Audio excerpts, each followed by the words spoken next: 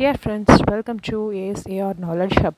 இன்றைக்கி நம்ம பார்க்க போகிற வீடியோ என்ன அப்படின்னா, ஃபஸ்ட் செமஸ்டரில் இருக்கக்கூடிய பார்ட் 2 இங்கிலீஷ் சிலபஸ்லேருந்து செகண்ட் ஷார்ட் ஸ்டோரி தான் நம்ம பார்க்க போகிறோம். ஆல்ரெடி நம்ம 2 போம் பார்த்துட்டோம் அண்ட் 1 ஷார்ட் ஸ்டோரி பார்த்துருக்குறோம் அண்ட் 1 ப்ரௌஸ் பீஸ் பார்த்துருக்குறோம். அதனுடைய வீடியோ, என்னுடைய லிங்க் எல்லாமே கமெண்ட் செக்ஷனில் போஸ்ட் பண்ணியிருக்கிறேன். நீங்கள் பார்க்கல அப்படின்னு அதை பார்த்துக்கோங்க. அண்ட் இப்போ பார்க்க போகிற ஷார்ட் ஸ்டோரி என்ன அப்படின்னா, how I taught my grandmother to read. இதை எழுதினது யார் அப்படின்னா சுதாமூர்த்தி அப்படிங்கிறவங்க. And this story is telling about the relationship between grandmother and a granddaughter. So ஒரு பாட்டிக்கும் ஒரு பேர குழந்தைக்கும் உள்ள ரிலேஷன்ஷிப்பை பற்றினது. இதில் அந்த பேர குழந்தையினுடைய வயசு என்ன அப்படின்னா, அது கிராண்ட் டாட்டர்ஸ் ஏஜஸ் 12 அண்டு அந்த கிராண்ட் டாட்டர் யாருன்னா சுதாமூர்த்தி தான். அந்த கிராண்ட் மதருடைய பேர் வந்து கிருஷ்டகா. அவங்களுடைய வயசு 62.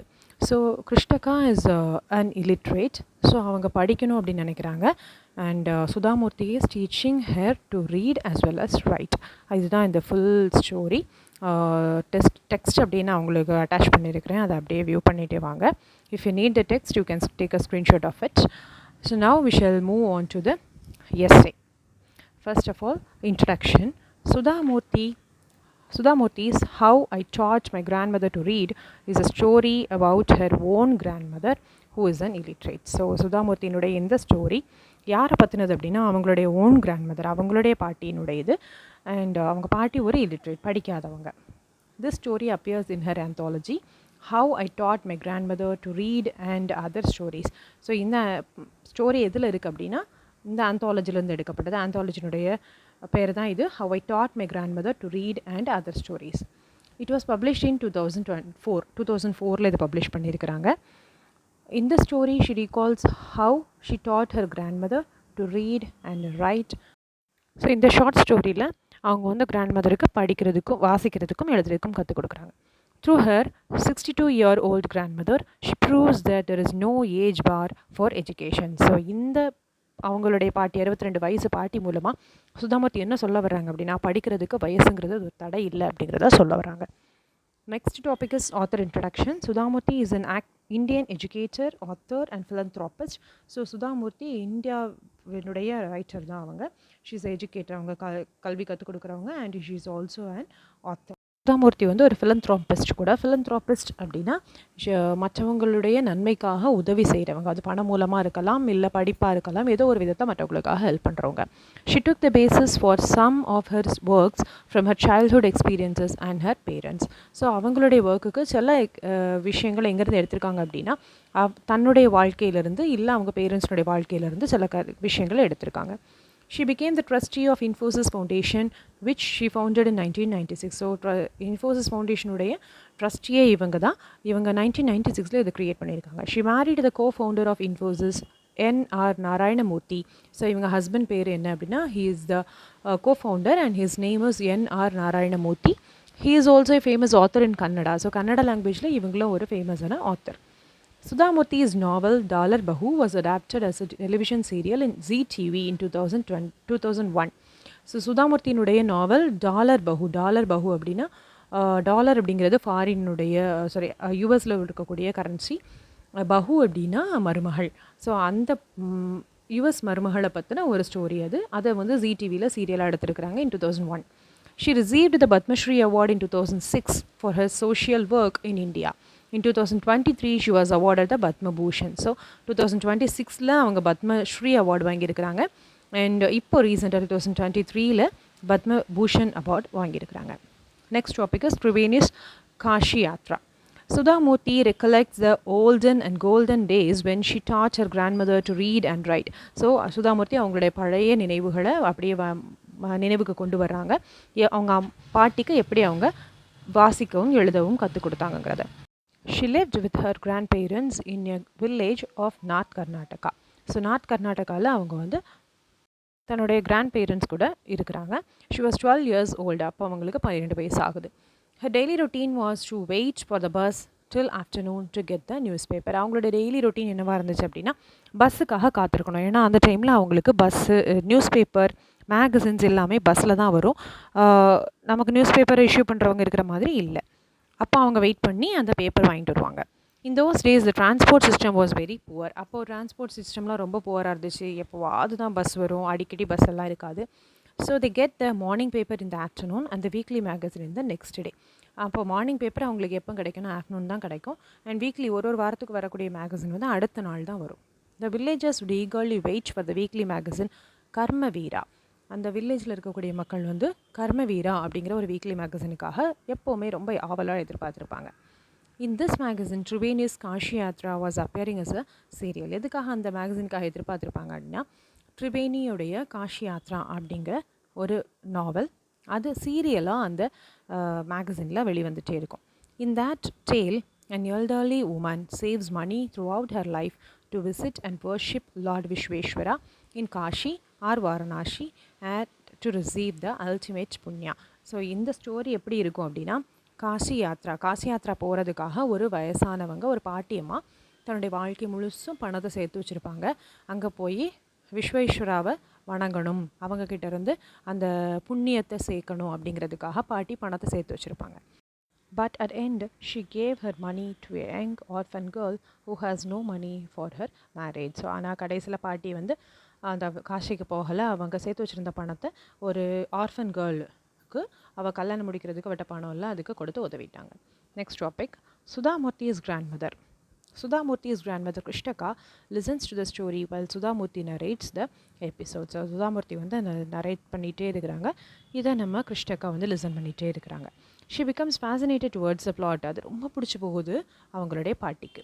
She identified herself with that old lady in Kashi Yatra. So நம்ம சுதாமூர்த்தியினுடைய பாட்டி கிருஷ்டக்கா அவங்களையே அந்த காஷி யாத்ராவில் இருக்கக்கூடிய பாட்டி கூட ஐடென்டிஃபை பண்ணிக்கிறாங்க, அவங்கள தானாகவே நினைக்கிறாங்க. As the grand mother was unable to read, she ask the narrator to explain the story. நம்ம பாட்டிக்கு வாசிக்க தெரியாது கிருஷ்ணக்காவுக்கு, அதனால அவங்க சுதாமூர்த்தியை ஸ்டோரி நரேட் பண்ணிகிட்டே இருக்க சொல்கிறாங்க.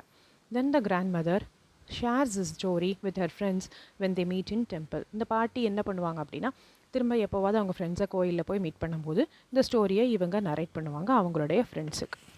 Next topic, the grand mother's anxiety. கிராண்ட் மதர் கிருஷ்ணக்காவினுடைய கவலை என்ன? Sudhamurti, the narrator, went to attend a marriage in the neighboring village for a week. Sudha Murthy வந்து பக்கத்து வில்லேஜில் இருக்கக்கூடிய ஒரு ஃப்ரெண்டினுடைய மேரேஜுக்கு அட்டன் பண்ண போயிருக்காங்க.